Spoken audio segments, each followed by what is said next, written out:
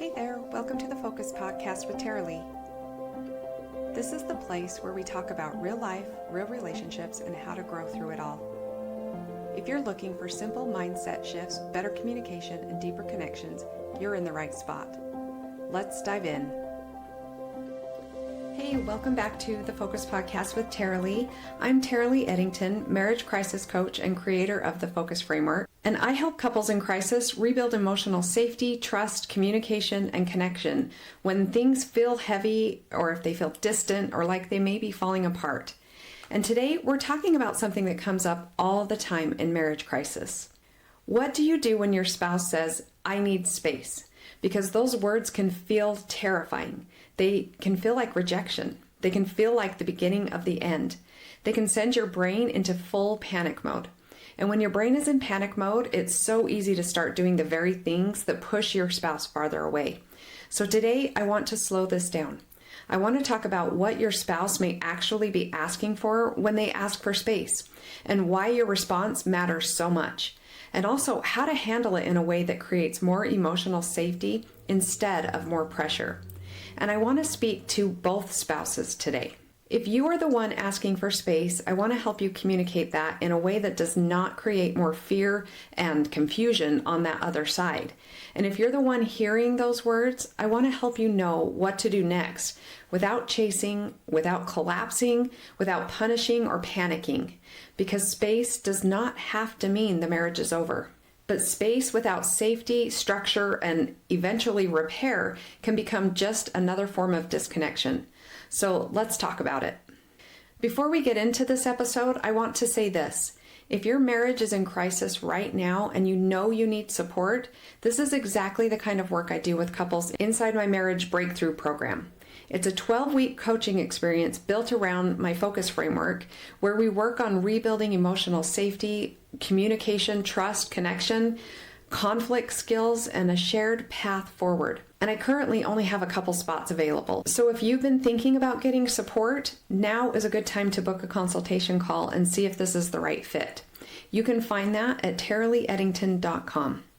Okay, let's get into today's episode. When your spouse says, "I need space," your body may hear something very different from what they actually said.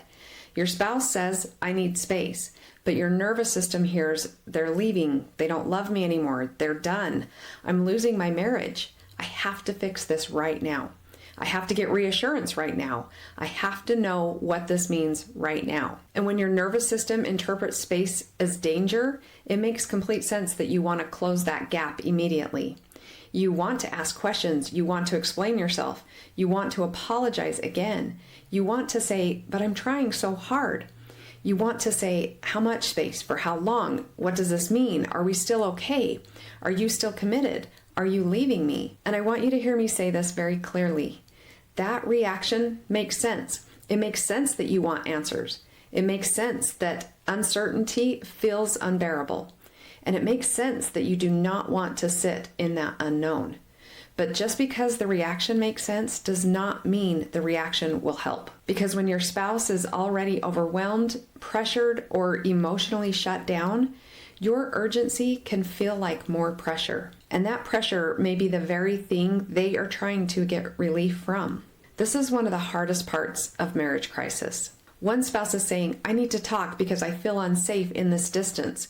The other spouse is saying, "I need space because I feel unsafe in the conversation." Both people are trying to find safety, but they're looking for it in opposite directions. One tries to create safety by moving closer, the other tries to create safety by moving away. And unless you understand that dynamic, you will keep misreading each other. You will see their space as rejection. They will see your pursuit as pressure. You'll feel abandoned and they'll feel overwhelmed. You will push harder and they will pull farther away. And that cycle just continues. So space is not always rejection. Let's start here. Sometimes it is, and I'm not going to pretend it otherwise, but sometimes a spouse is distancing because they're checked out or avoiding or not willing to do the work. But many times when a spouse asks for space, what they're really saying is, "I don't know how to stay in this conversation without shutting down. I feel emotionally flooded. I feel like every conversation turns into a fight. I feel like your pain becomes my responsibility to manage. I feel like if I'm honest, you will fall apart or get defensive or try to convince me out of what I feel. Sometimes they're saying, I need room to breathe. I need the pressure to stop. I need to feel like I still have a choice.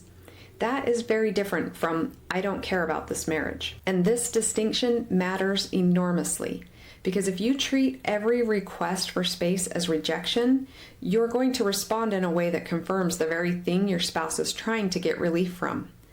But if you can pause and ask, what might they actually need right now?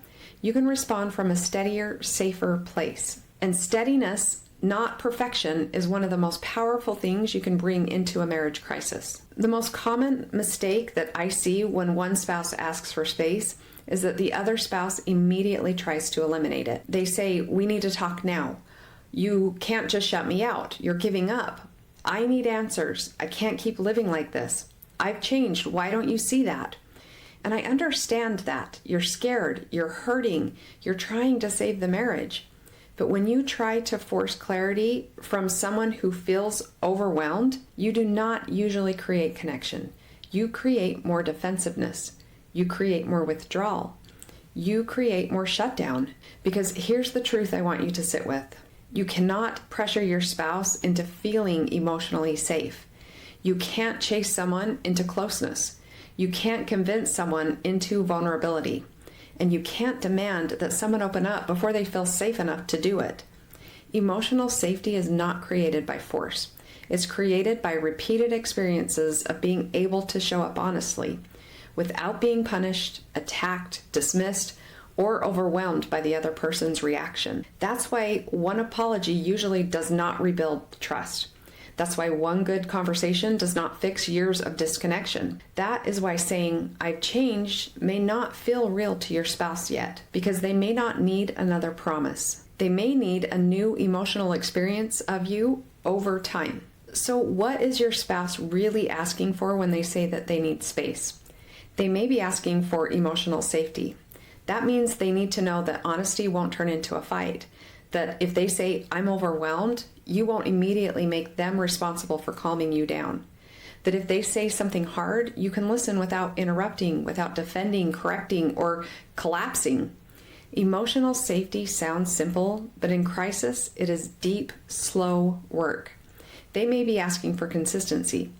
If you are calm when things go your way, but reactive when you feel threatened, your spouse doesn't know which version of you they're walking into. If you apologize beautifully on Tuesday, but punish them with silence on Wednesday, they can't trust the calm yet. If you say, I'll give you space, but then send 6 texts trying to get reassurance, they experience that as more pressure, not less.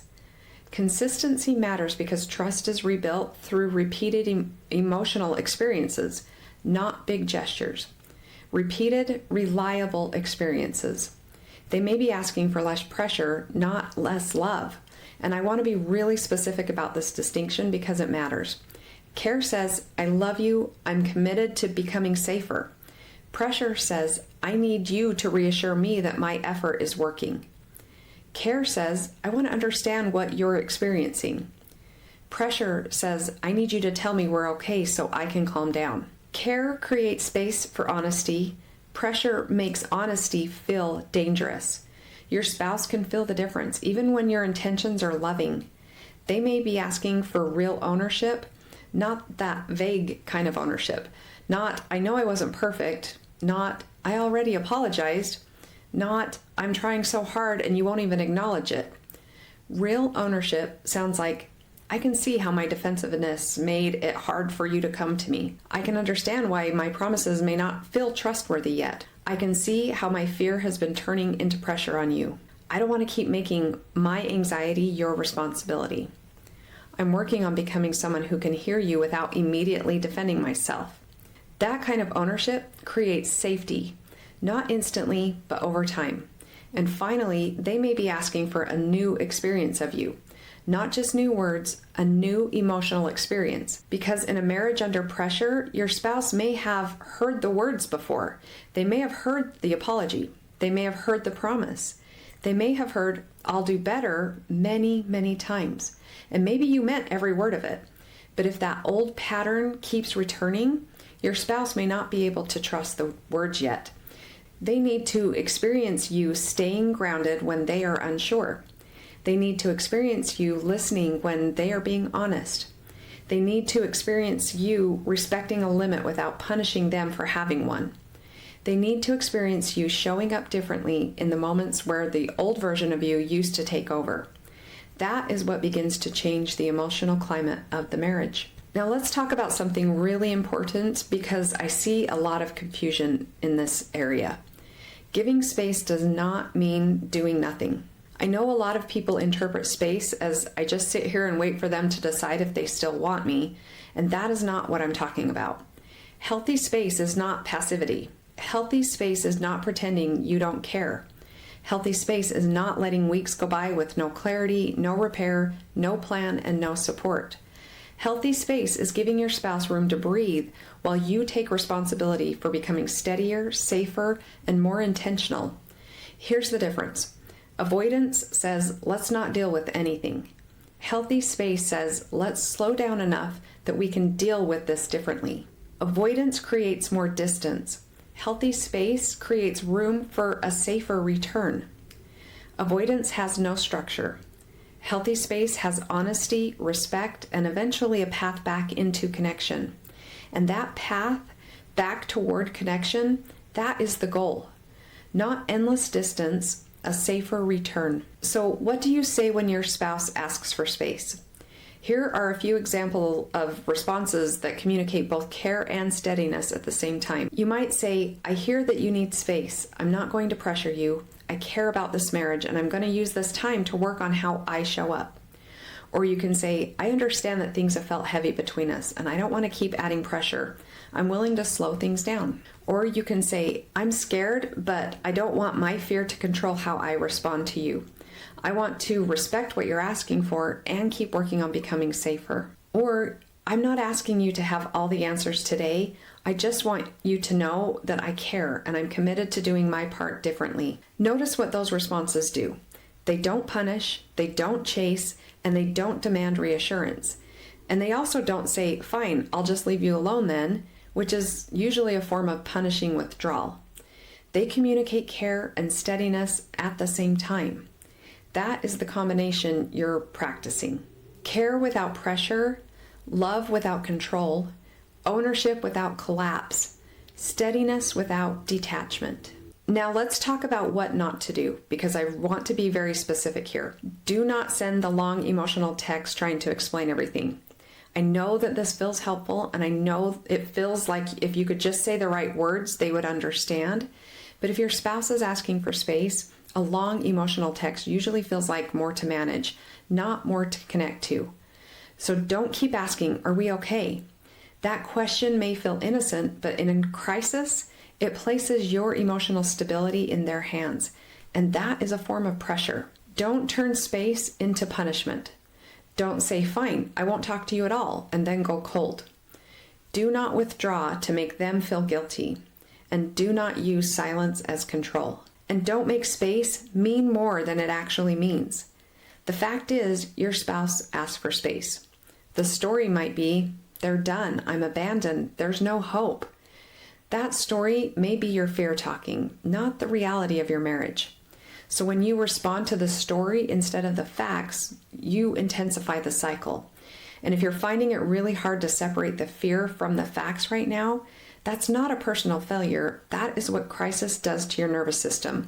And it's one of the most important places where having support changes everything. Okay, now I want to take a minute and speak directly to the spouse who is the one asking for space. You may need space for a very real, very legitimate reason. You may feel emotionally flooded.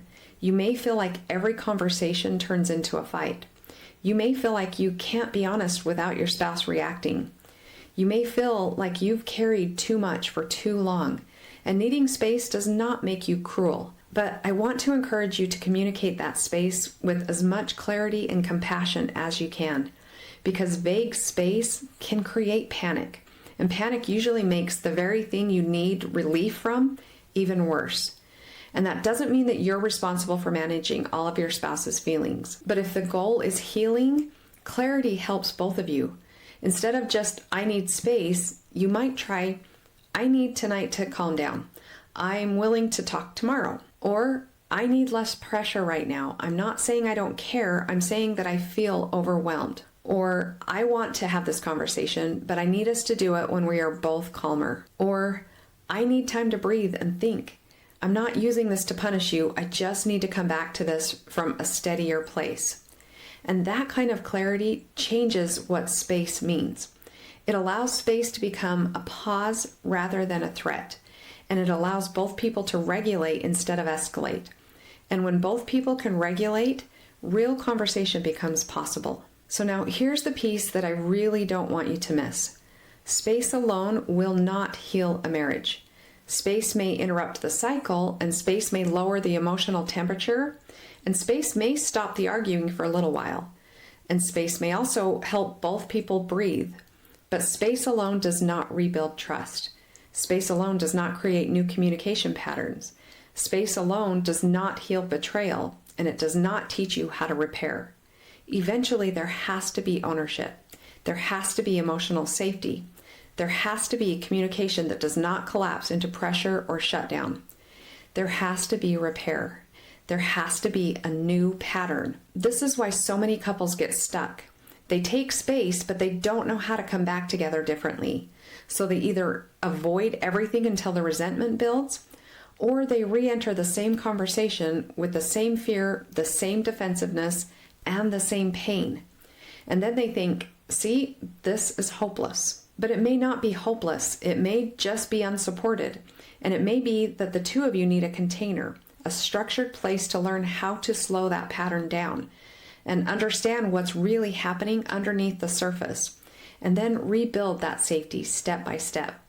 That is exactly the kind of support that changes outcomes. When your spouse asks for space, the deeper issue is usually not just space. The deeper issue is safety. Can I tell you the truth without being punished? Can I be overwhelmed without being chased? Can I have a boundary without being accused of giving up? Can I be unsure without you demanding certainty? Can I be honest without having to manage your reaction to my honesty? Can we slow down without everything falling apart? Those are real questions underneath the request. And when the answer to those questions starts to become yes, consistently, not just occasionally, the marriage begins to feel different. Not instantly, but genuinely. Because love needs safety to come forward. Connection needs safety to grow. And vulnerability needs safety to be honest. If your marriage has been stuck in fear, pressure, conflict, resentment, or emotional distance, you cannot skip safety and jump straight to closeness.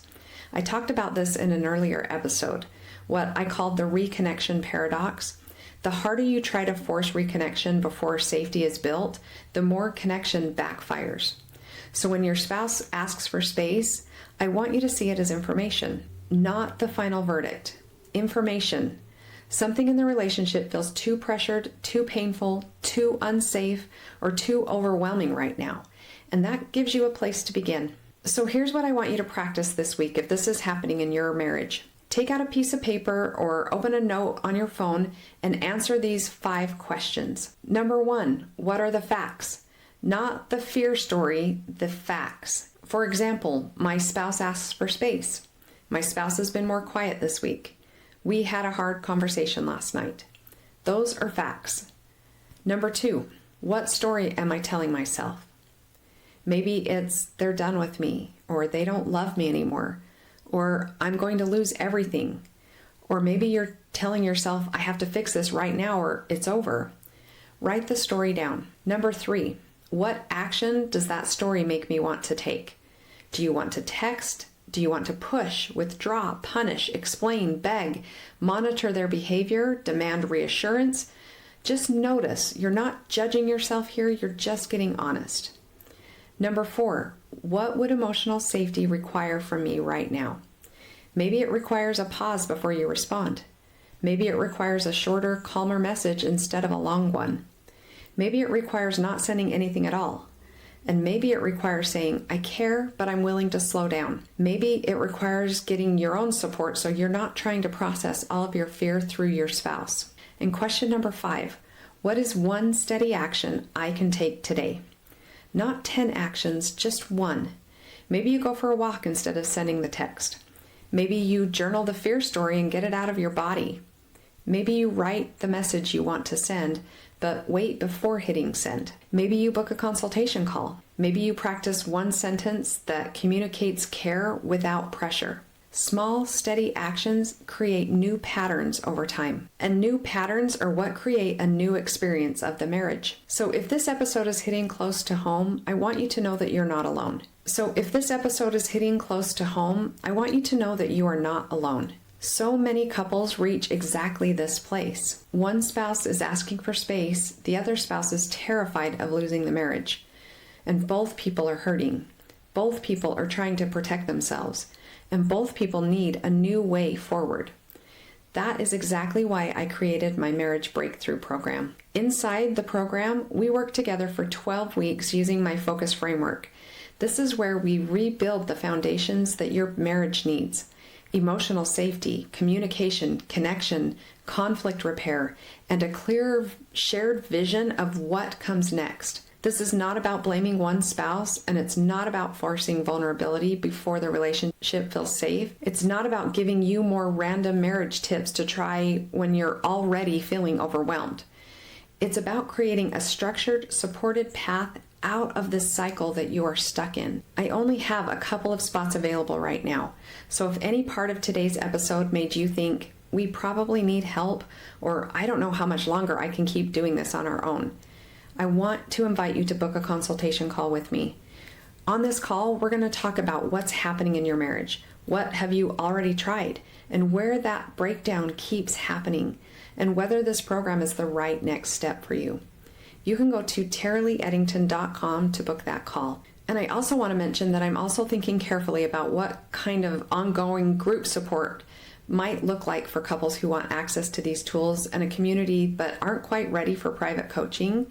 So if that's something that interests you, stay tuned. I will share more about this when the time is right. But for now, if your marriage is in crisis and you want direct, personalized support, book the consultation call right now. You do not have to keep navigating this alone. Thank you so much for being here with me today. And I want to leave you with this.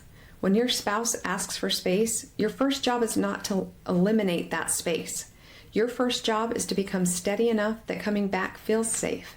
Steady enough to listen. Steady enough to respect a boundary without falling apart. Steady enough to own your part without making them manage your pain. And steady enough to stop letting fear be the loudest voice in the room. That steadiness is not weakness, and that is one of the hardest, most important things you can learn to do in a marriage crisis, and it's completely learnable. And remember, what you focus on expands. When you focus on fear, the fear grows. When you focus on pressure, that pressure grows. But when you focus on safety, steadiness, ownership, and healing, something different begins to grow. Even here, even now. And I will see you next time. Thanks for hanging out with me today on the Focus Podcast. If something stood out or helped you in some way, feel free to share it or leave a quick review. It means a lot. Keep showing up, keep growing, and I'll catch you in the next episode.